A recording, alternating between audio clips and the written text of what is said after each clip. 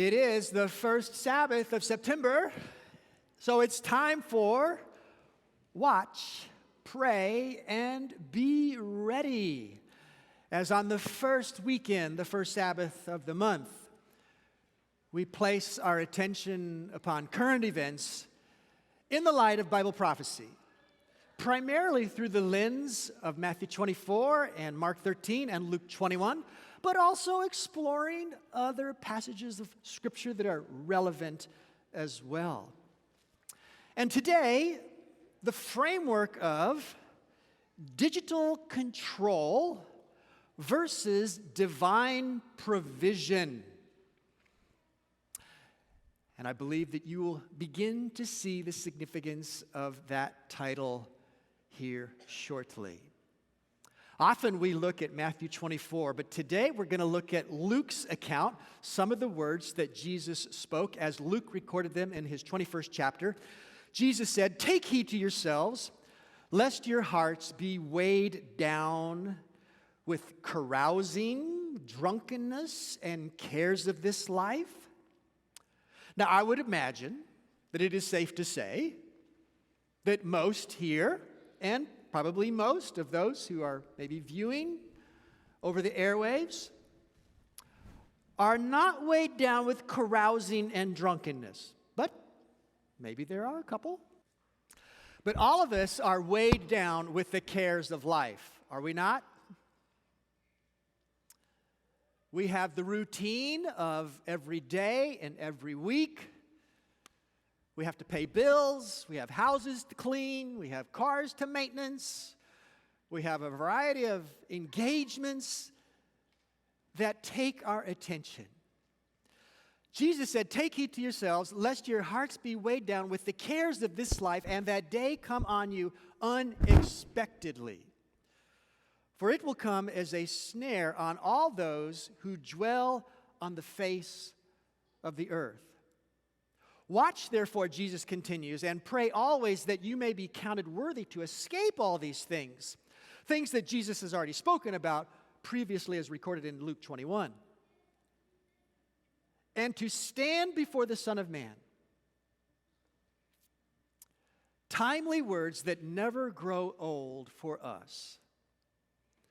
Now, interestingly, John, in his 16th chapter, just as Jesus is concluding his long monologue with the disciples, he offers these words of warning. "They will put you out of the synagogues. Yes, the time is coming that whoever kills you will think that he offers God service. And these things they will do to you because they have not known the Father or me. But these things I have told you, that when the time comes, you may remember that I told you of them." Now, these words specifically were fulfilled in the experience of Stephen. He wasn't present that evening as Jesus spoke these words, but nonetheless, they came to reality in his experience. And I'm sure he had become aware of Jesus' words, that they will put you out of the synagogues, and the time is coming that whoever kills you will think that he offers God service. A very real happening in that first generation. Now, in a sister echo, we read in Revelation 13 words that are familiar with most of us. "He causes all, both small and great, rich and poor, free and slave, to receive a mark on their right hand or on their foreheads, and that no one may buy or sell except one who has the mark or the name of the beast or the number of his name." This is an excerpt in John's record of what we know to be the sea beast and the land beast as featured in Revelation chapter 13. "That no one may buy or sell except one who has the mark or the name of the beast or the number of his name." this is the scriptural framework for what we are going to be looking at in our time together. I came across the announcement of an event to take place at the United Nations later this month, just a couple of weeks away. The United Nations is meeting to discuss and reassess their progress toward the Sustainable Development Goals. Antonio Guterres has made this comment: the Sustainable Development Goals Summit in September must be a moment of unity to provide a renewed impetus and accelerated actions for reaching the Sustainable Development Goals. Feel the urgency of his words. Must be a moment of unity to provide a renewed impetus and accelerated action for reaching these goals. It's almost as though there's an implication of we're behind our timeline, our sequence. The 2030 agenda of the Sustainable Development Goal objective actually was born in 2015. We read from the website of the United Nations, we, the heads of state and government and high representatives, meeting at the United Nations headquarters in New York, the middle of September, the year 2015. As an organization, we are celebrating our 70th anniversary. We have decided today on new global sustainable development goals. So what is the significance of this year, 2023? We're halfway to that 2030 timeline of when they want to see these actions implemented. We resolved between now, speaking back in September of 2015, we resolved between now and 2030 to end poverty and hunger everywhere, to combat inequalities within and among countries, to build peaceful, just, and inclusive societies, to protect human rights and promote gender equality, and the empowerment of women and girls, and to ensure the lasting protection of the planet and its natural resources. It's just kind of an overview, a summary of the SDGs, Sustainable Development Goals. Actually, there are 17 specifically, and you can see them on the screen.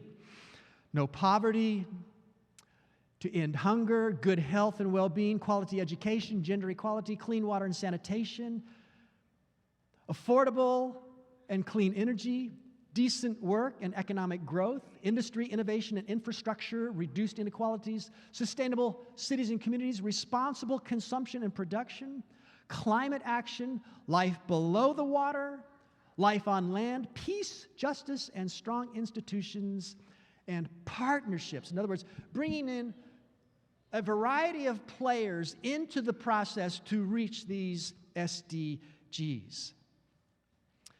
As we noted earlier, the SDG Summit in September must be a moment of unity to provide a renewed impetus and accelerated action for reaching these goals. And at first glance, they're quite commendable: to end poverty and hunger everywhere, to combat inequalities, to build peaceful, just, and inclusive societies. Almost feels like we're on the road to utopia, doesn't it? Utopia, an imaginary community or society that possesses highly desirable or near perfect qualities for its members. It struck me as I was reflecting on the SDGs in contrast to what we read from the words of Jesus in Matthew 24. As the days of Noah were, so also will the coming of the Son of Man be. For as in the days before the flood, they were eating, drinking, and marrying, and giving in marriage, so it will be at the time when the Son of Man returns, according to Jesus. But he made a reference to a comparable experience in Noah's day to our day. And when you go back to Genesis chapter 6 and you look at the descriptions that are provided there in Genesis 6, we read that the wickedness is great, their thoughts were only evil continually, and the earth is filled with violence. Now, not only do we read this in reflection from Jesus' comments, but in various places throughout other parts of the New Testament, we find similar descriptions. Paul wrote to Timothy, "But know this, that in the last days perilous times will come, for men will be lovers of themselves, lovers of money, boasters, proud, blasphemers, disobedient to parents, unthankful, unholy, unloving, unforgiving, slanderers without self-control, brutal, despisers of good, traitors, headstrong, haughty, lovers of pleasure rather than lovers of God, having a form of godliness but denying its power." Now, that description doesn't really align too well with the United Nations Sustainable Goals, does it? As I mentioned, this isn't the only place in the New Testament. Romans chapter 1, I'm not going to take time to read through that list. You can scan through it on the screen. Also has quite a litany describing human nature. Human nature as it has always been. And Jesus also commented about the core of human nature as we read in Mark chapter 7.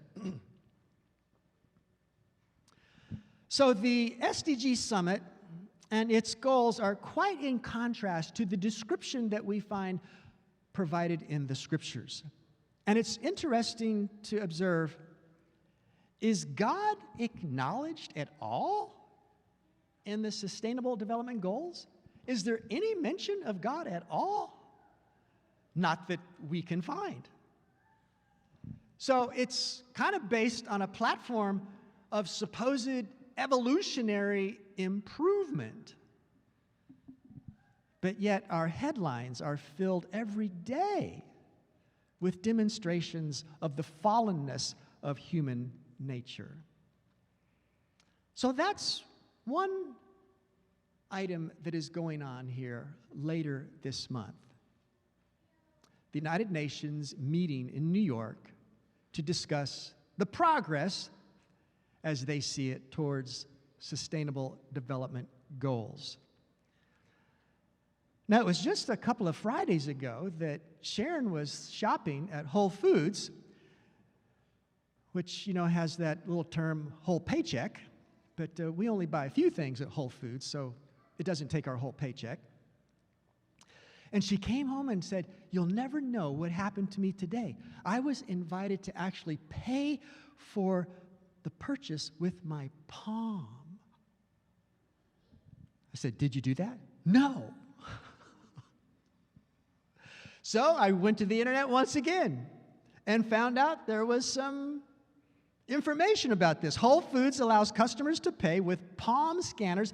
Here's how it works. Amazon's palm recognition service will be used to identify customers' Amazon memberships and allow customers to pay for groceries without having to swipe or tap a phone, debit or credit card, or pay with cash. I mean, how convenient is that? But there's got to be something that is electronically somewhere to connect with your palm, does it not?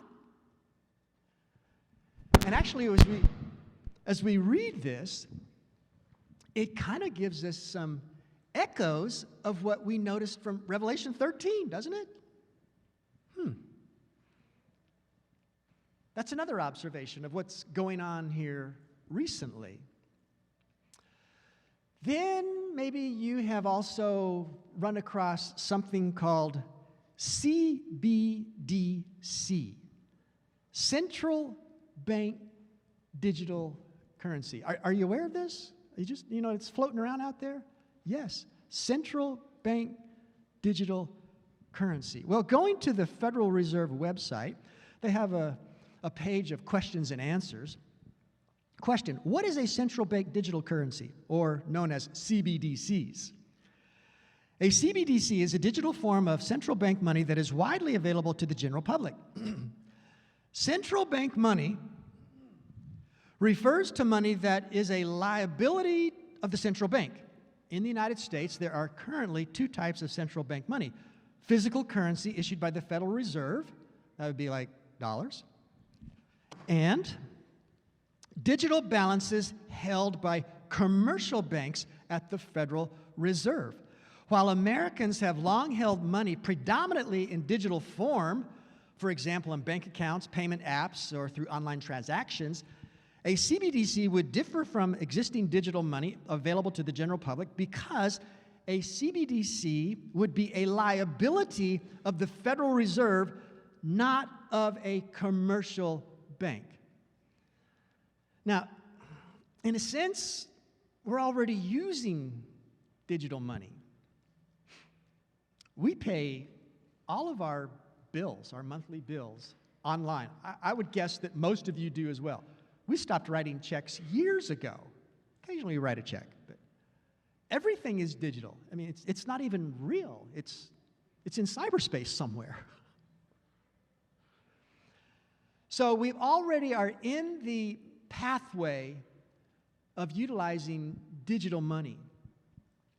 But the difference between what we have been doing and what this proposes is that it would be directly connected to a bigger, more comprehensive network, platform.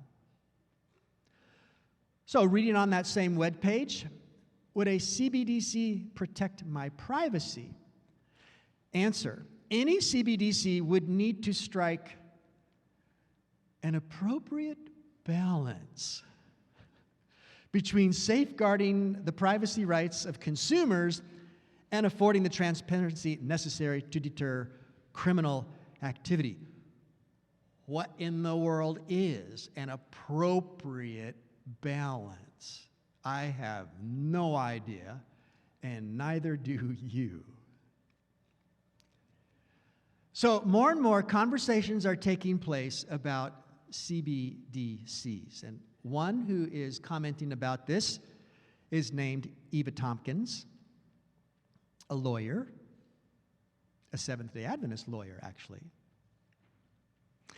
And she makes the observation that CBDCs are fully programmable, fully traceable digital currency that is centralized and distributed by a government or its central bank. This means the government can control when and upon what you can spend the currency. Now, I need to mention also that she's quite experienced in the financial world because she trades currencies and equities and commodities. And then the observation she makes is CBDCs are essentially a digital prison that is disguised as money.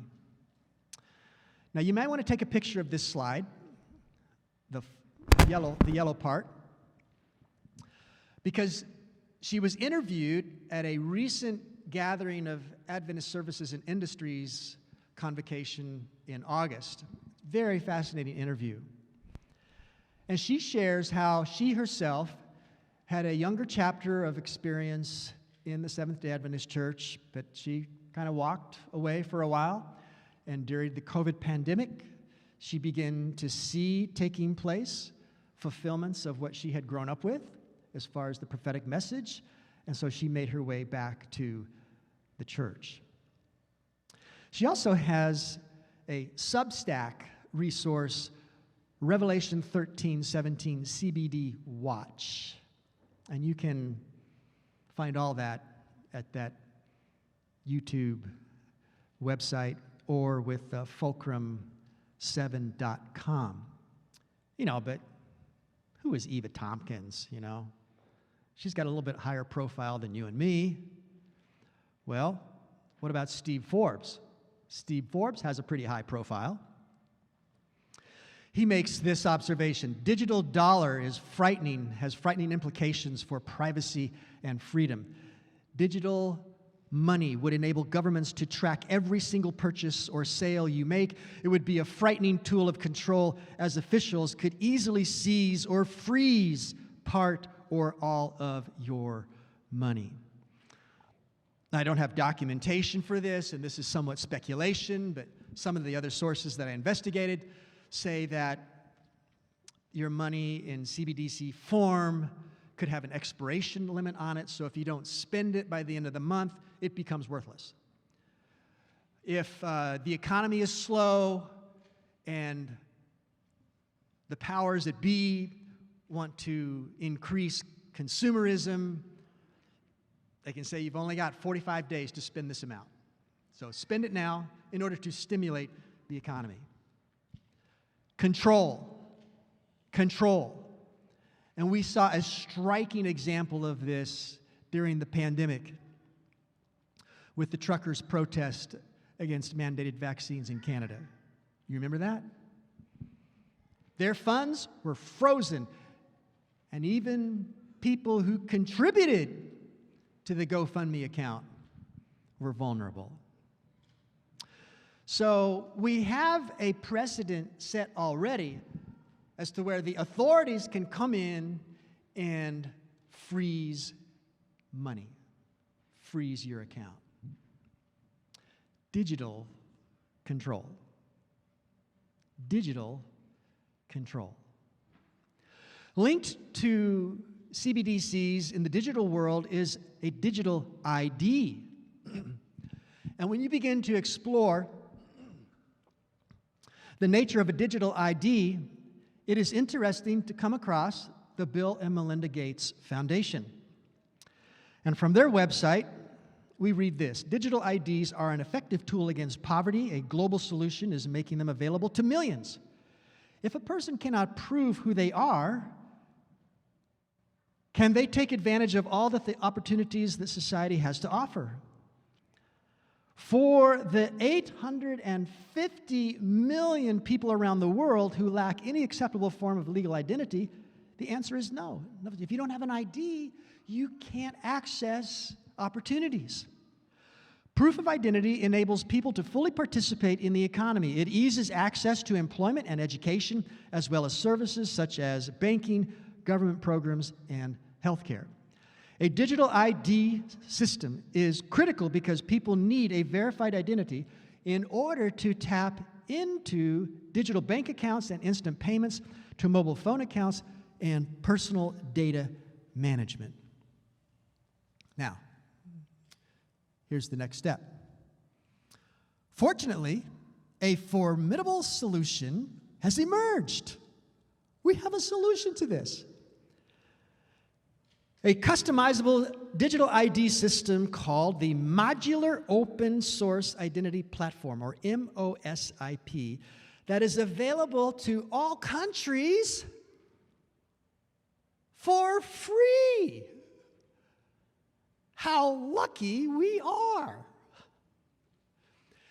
And when you begin to explore the Modular Open Source Identity Platform, we find that actually it has been in place for a number of countries already. Since 2018, 11 countries, 9 of them in Africa and 2 in Asia, have signed memoranda of understanding with MOSIP to pilot the system. More than 93 million people have been registered for MOSIP-based IDs in the Philippines, Ethiopia, and Morocco. Now, I would certainly agree that there's probably great benefit that is occurring to the people that need a form of ID. But, again, it comes with conditions, strings. In exploring this a little bit further, I learned that the MOSIP is connected with the SDG program. 2 international agencies, one, the International Institute of Information Technology in Bangalore, as well as the Norwegian Agency for Development and Cooperation. All 17 SDGs, these 2 institutions have linkage with them and are doing what they can in order to facilitate their implementation. However, even the American Civil Liberties Union in making comments about digital IDs, say that, well, it sounds like a good idea, but they could be a privacy nightmare. So we go back to the SDG program to end poverty and hunger everywhere, to combat inequalities, to build peaceful, just, and inclusive societies. And remember, important meetings are taking place this month to provide accelerated progress in reaching these goals by 2030. Now, for those of us who are at least oriented in the book of Revelation, do you see any connections, potential connections going on here at all?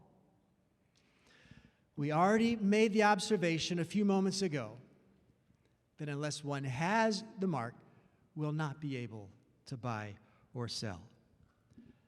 Speaking specifically of the land beast as portrayed in Revelation 13, but the land beast derives its instruction and its authority from the sea beast. The land beast looks like a lamb, but speaks like a dragon and causes all to worship the sea beast.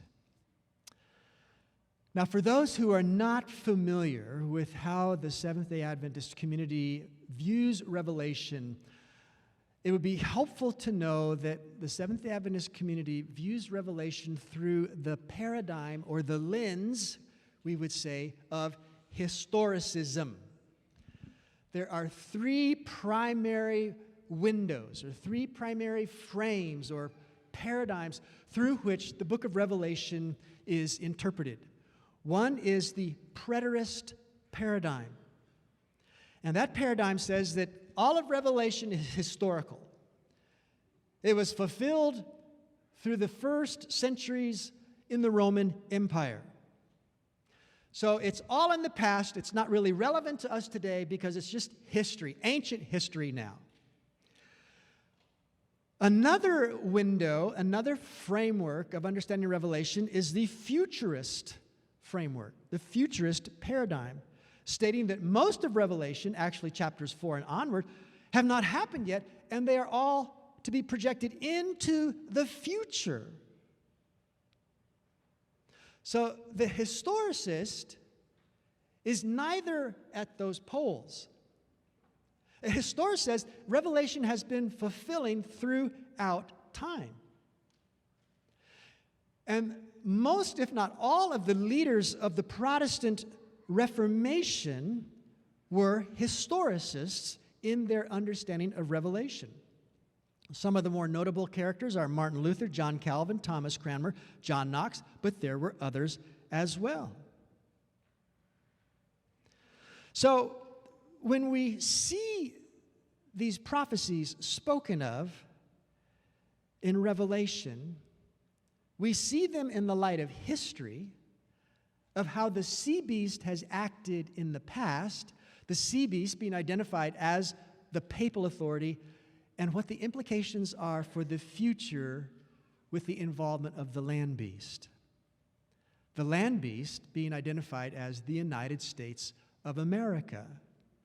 Now, just to review, a preterist would never see the United States as relevant to Bible prophecy in Revelation 13 because everything is in the past. A futurist would not see the United States relevant to Bible prophecy because it's all future. But as historicist students of Revelation, we see great significance in the lamb-like beast who speaks like a dragon. So what we're doing today is we're thinking about history and its implications for the future in prophetic fulfillment.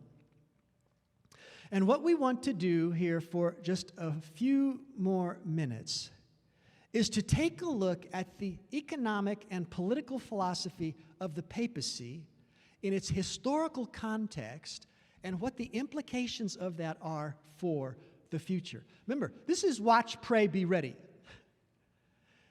There is much that we cannot say with absolute confirmation because it hasn't happened yet.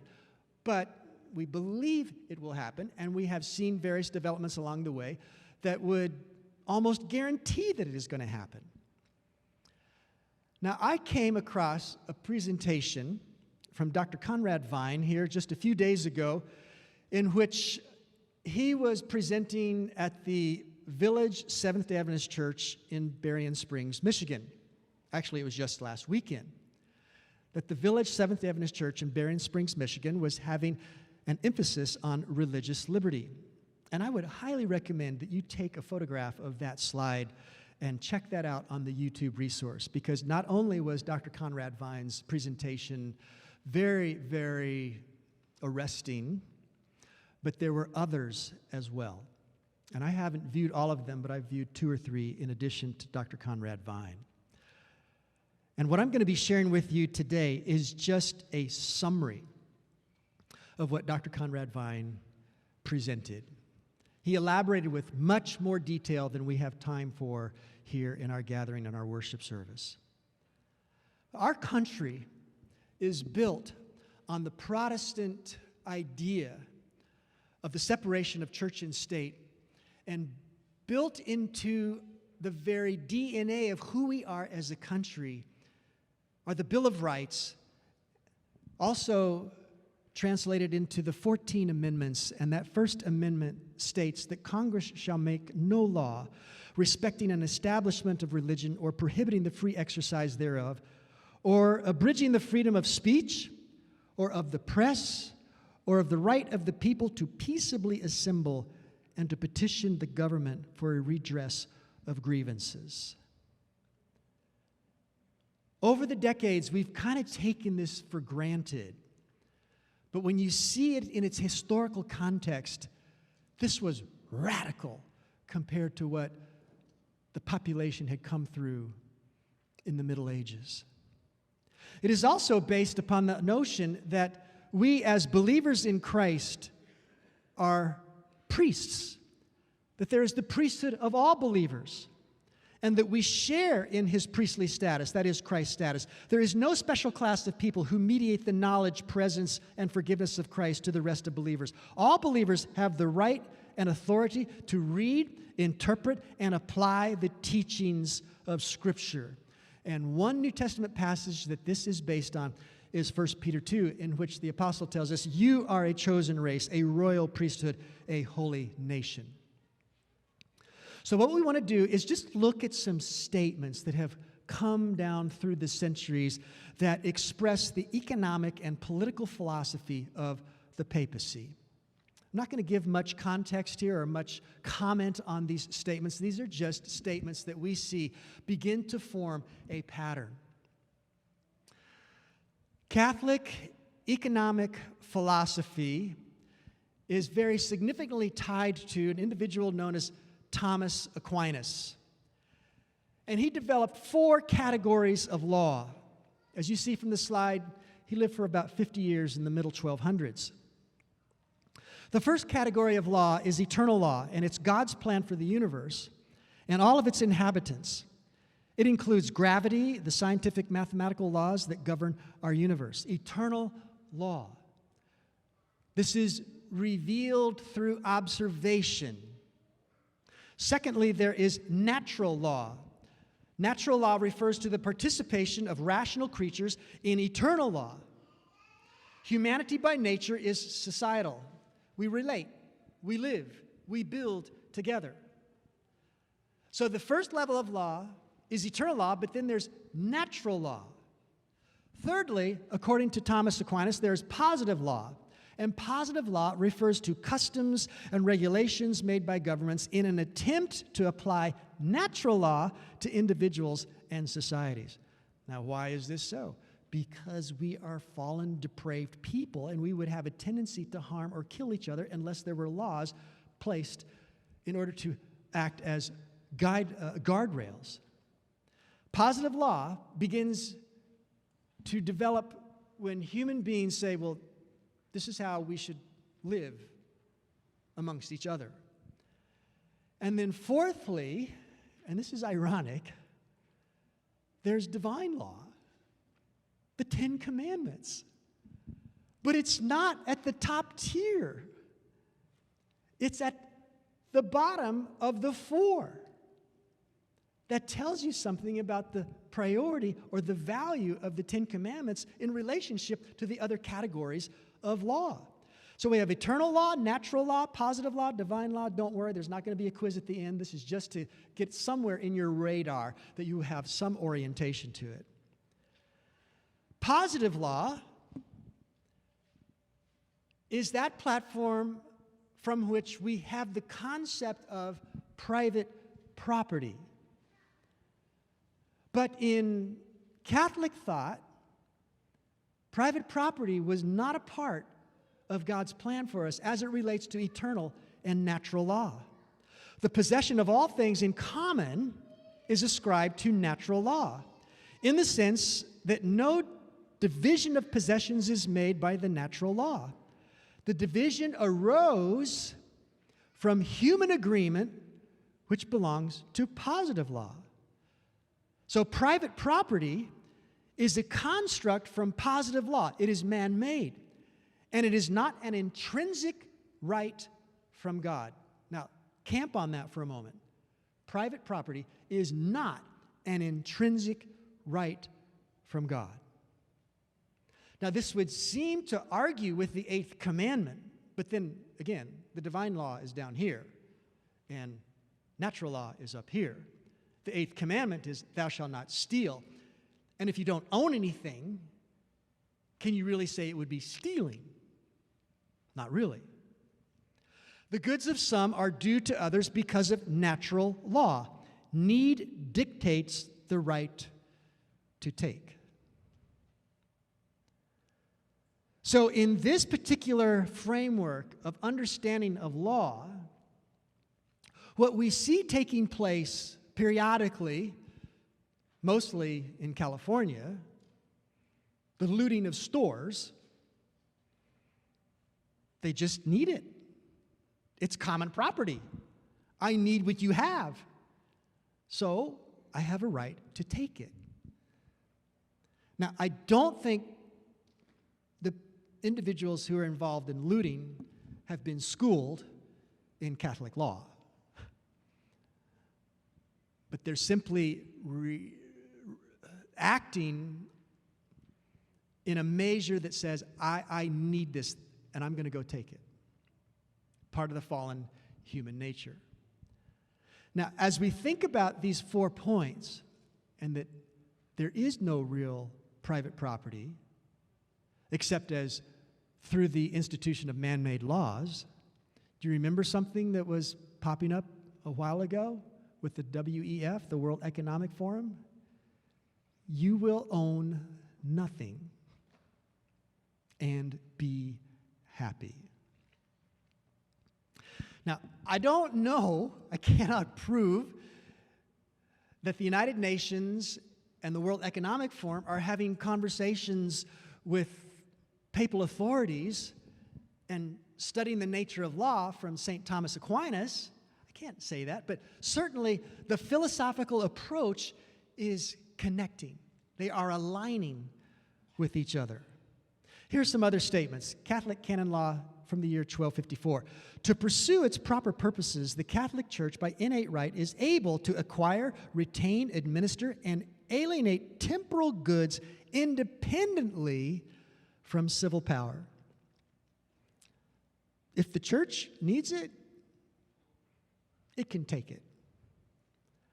The church has an innate right to require from the Christian faithful those things which are necessary for the purposes proper to it. Purposes proper to it. What's it? Purposes proper to the church. So there's a very low view of the notion of personal, private property. Ran across one resource here with the headline of Catholic Doctrine on Property Rights May Surprise You. Actually came from the Bismarck, North Dakota Diocese. Catholic doctrine, however, does not consider private property an intrinsic good. That is something that is itself good. Private property is not a good thing. Rather, the church views private property as necessary because it serves the human person. Now, in a sense, we could say that none of us have any private property, right? From a divine sense, because the earth is the Lord's and the fullness thereof. Isn't that Psalm 24? But yet at creation, the Creator assigned Adam and Eve to be caretakers of the earth. And so, in a sense, they had responsibility for managing the garden. And when we come to the Ten Commandments, and when we come to the establishment of Israel, there definitely were territories that were administered by tribes and by families. So as it relates to horizontal relationships from a biblical standpoint, we would say that, yes, there is legitimate private property. Pope Leo XIII, we're moving along the timeline now to the 1890s. Pope Leo XIII made this comment: to own goods privately is a right natural to man. And to exercise this right, especially in life and society, is not only lawful, but also clearly necessary. But if the question be asked, how ought man to use his possessions, the church replies without hesitation, as to this point, man ought not to regard external goods as his own, but as common. Common. A little bit closer in time, Vatican II, which ran from 1962 to 1965, made this statement: it is the right of public authority to prevent anyone from misusing his private property to the detriment of the common good. It is the right of public authority. Who are public authorities?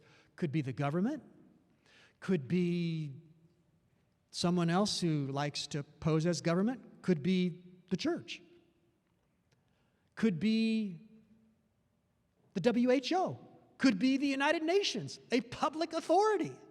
It's not defined. It is the right of public authority to prevent anyone from misusing his private property to the detriment of the common good. We don't like how you are using your property. Therefore, we're going to tell you how to use your property or take your property from you. Pope Paul VI echoes something along the same lines. All rights whatsoever. What's included in all? All rights whatsoever, including those of property and free commerce. So there must be something in addition to property and free commerce as all rights. All rights are to be subordinated to this principle, meaning the common good.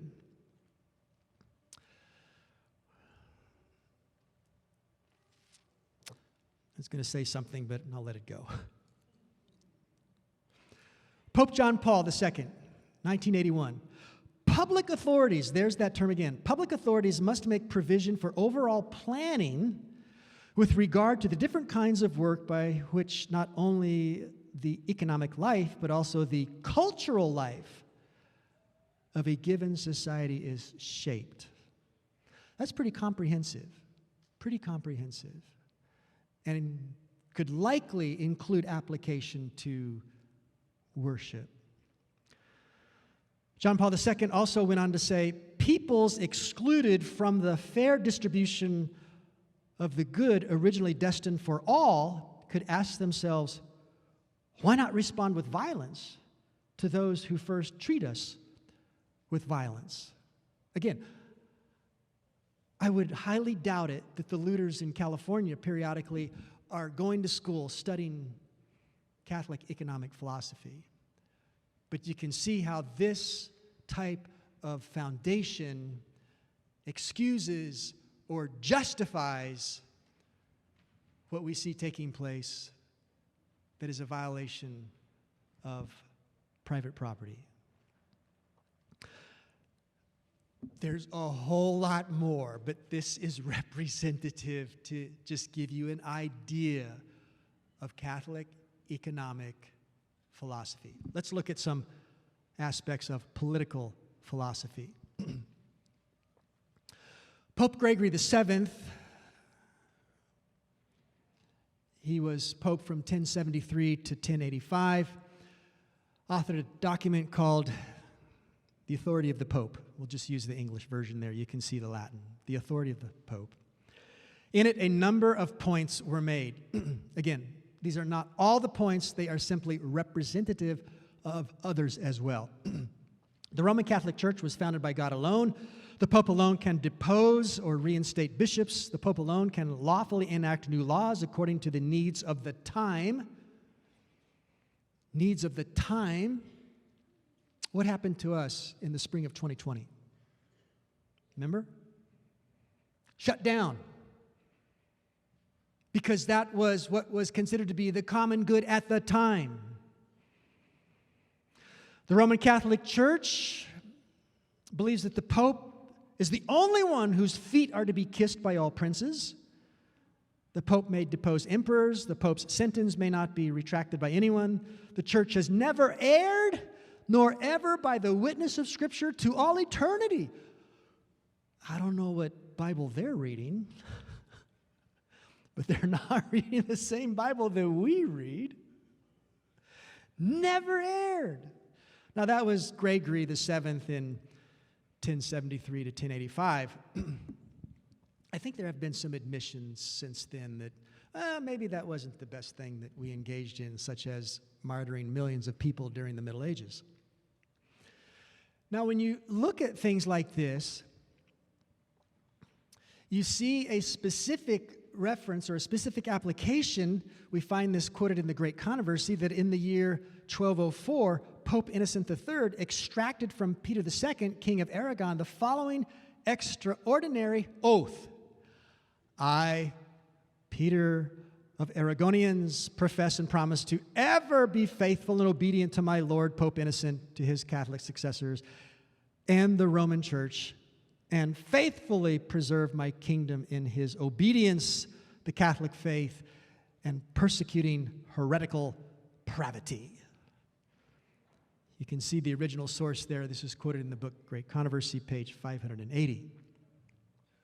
So what Gregory talked about had an application shortly after him.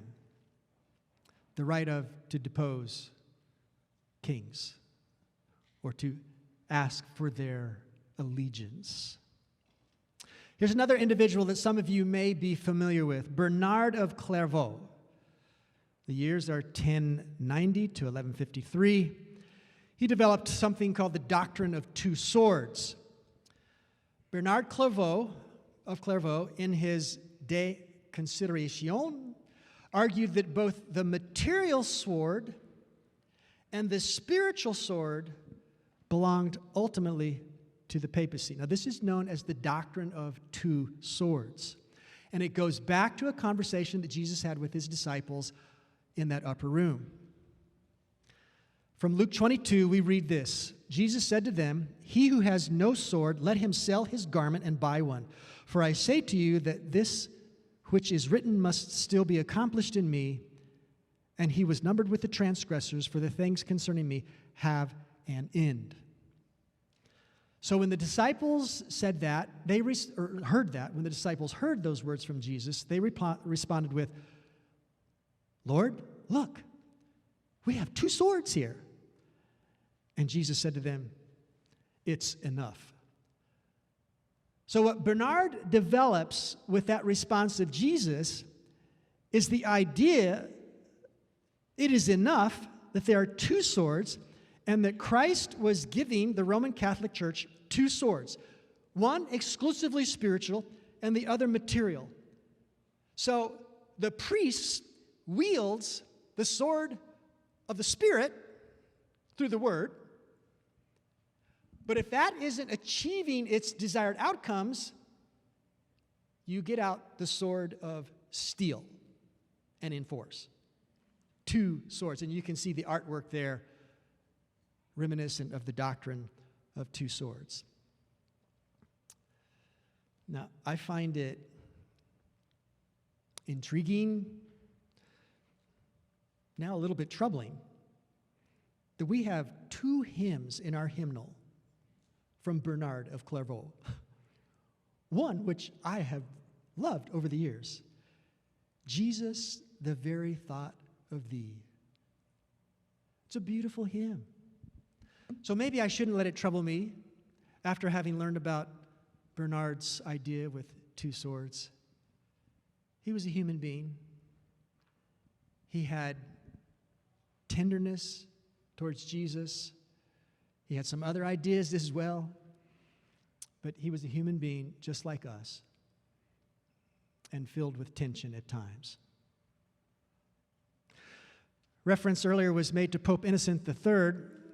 He went on to say that ecclesiastical liberty is nowhere cared for better than where the Roman Catholic Church has full power in both temporal and spiritual affairs.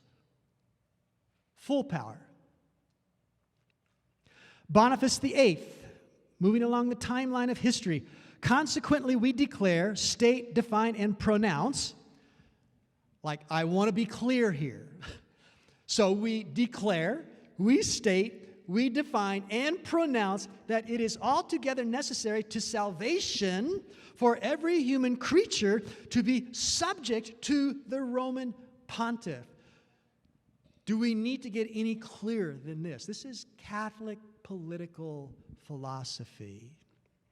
Pope Pius, a little bit closer to our day, we lay down the principles long since clear established by Leo XIII that it is our right and our duty to deal authoritatively with social and economic problems. Do you see the pattern that kind of builds from one decade, one century to the next? An insightful observation and reflection of all of this comes from the Great Controversy, page 581. Let it be remembered, it is the boast of Rome that she never changes. The principles of Gregory VII and Innocent III are still the principles of the Roman Catholic Church.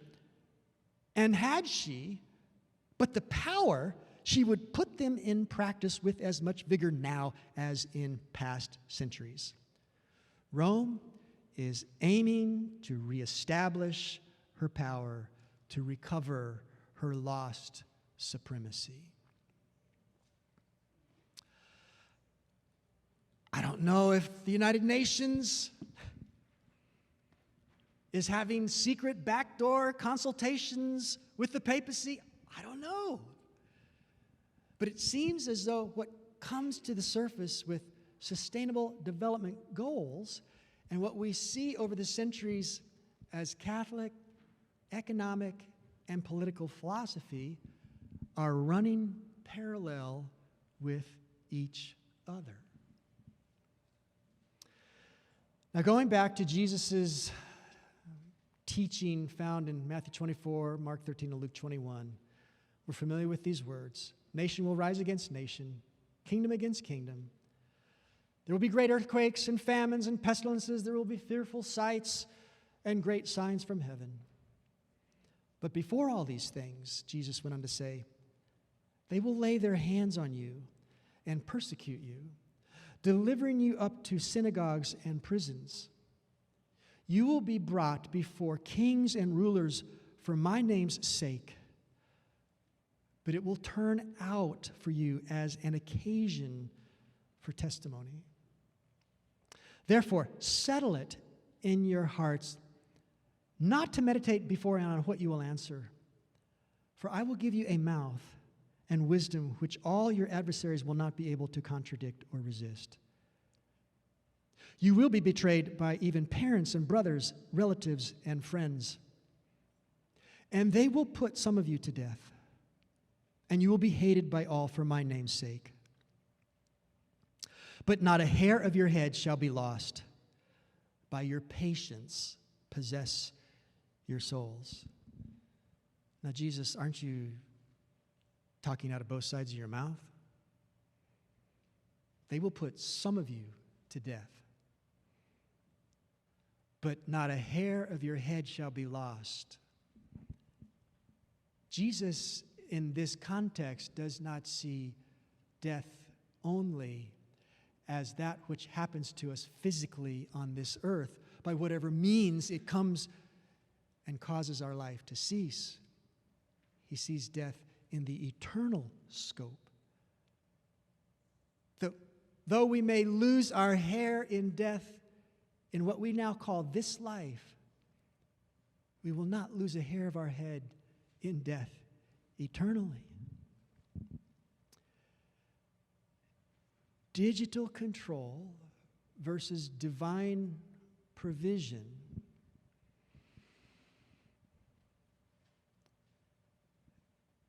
What we read here from Jesus and what we see throughout Christian history is not a children's story in which, in the end, everyone is delivered, saved, fed, and nothing harmful permanently occurs. There have been people who have lost their lives in this life, the earthly life, because of their commitment to Jesus. Could that happen to some of us? Perhaps. Perhaps. In Revelation 7, we read this, as John saw in vision. He asks his angelic attendant, "Who are these, arrayed in white robes, and where did they come from?" And the response says, "Sir, you know. These are the ones who have come out of the great tribulation and washed their robes and made them white in the blood of the Lamb. Therefore, they are before the throne of God, and they serve him day and night in his temple, and he who sits on the throne will dwell among them." Divine provision in this life? Yes. Divine provision for eternity? Yes. They shall never hunger anymore, nor thirst anymore. The sun shall not strike them, nor any heat, for the Lamb who is in the midst of the throne will shepherd them and lead them to living fountains of waters. And God will wipe away every tear from their eyes. We are not guaranteed tomorrow. We are guaranteed of eternity if our tomorrow is not in God's plan and will for us. But we can rest regardless of what we are confronted with in His provision.